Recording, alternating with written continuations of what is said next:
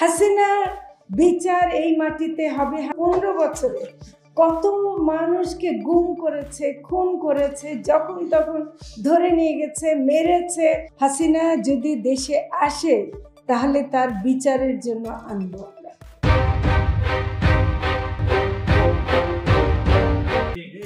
আমরা যে পরিবর্তন আনতে চেয়েছি সেই পরিবর্তন আমাদের সন্তানেরা একেবারে, এই যে ওনাদের সন্তান দেখেন 13 বছর 16 বছরের বাচ্চা, সর্বোচ্চ বড়জোর যারা মারা গেছে 24-25 বছর হবে, বড় কিছু মারা গেছে, কিন্তু আসলে সব একেবারে কচি বয়সের সন্তানেরা দেখিয়ে দিয়েছে ভারত সহ সারা পৃথিবীকে যে গণ অভ্যুত্থান কি জিনিস, এবং গণ অভ্যুত্থান করে 15 বছরের গেড়ে বসা ফ্যাসিস্টকে সরাতে পেরেছে, যেটা কোনো রাজনৈতিক দল পারেনি।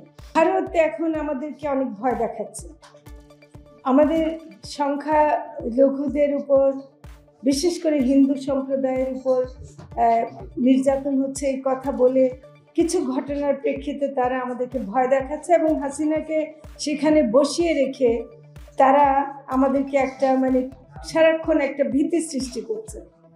আপনারা ভয় পাবেন না, দয়া করে। আপনারা কি জানেন না ভারতকে জুলাই আগস্ট অভ্যুত্থান ঠেকাতে পেরেছে? হাসিনাকে এখান থেকে পালানো থেকে তারা আশ্রয় দিয়েছে বড়জোর, কিন্তু এখানে রাখতে কি পেরেছে? তাহলে ভারতকে আমরা ভয় পাবো কিসের জন্য? হাসিনা যদি দেশে আসে তাহলে তার বিচারের জন্য আনবো আমরা। হাসিনা দেশে এমনি আসতে পারবে না, হাসিনার বিচার করতেই হবে।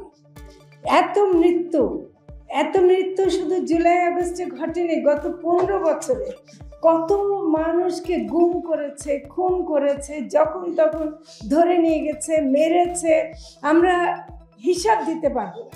তো কাজেই আমরা ভারতকে ভয় পাই না।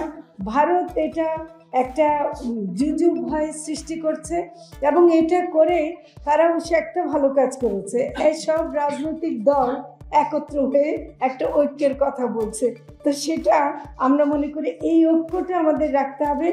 দেশের সার্বভৌমত্ব এটা আমাদের সবার দরকার। দেশের সার্বভৌমত্ব রক্ষা করা শুধু সেনাবাহিনীর কাজ না, আমাদের প্রত্যেকের দায়িত্ব। আমরা দেশের সার্বভৌমত্ব রক্ষা করব।